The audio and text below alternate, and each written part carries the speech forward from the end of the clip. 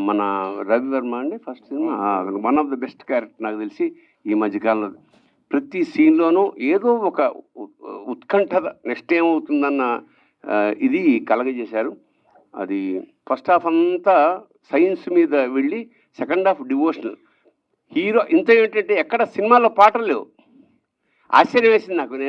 పాటలు లేకుండా సినిమా ఎలా తీసేసాడా అనిపించింది. అంటే పాటల అవసరం మాకు స్ఫురించలేదసలు. అలా ఊపిరి సలపకుండా తీసేసాడు. పైగా 2:30 గంటల సినిమా అట ఇది. నాకు ఇంతవరకు నాకు తెలీదు. రెండో పాయింట్. చాలా అవసరం. హీరో, హీరోయిన్‌లు, ప్రేమ ఈ గొడవ ఏమీ లేదు. అంటే ఆశ్చర్యం అన్నమాట.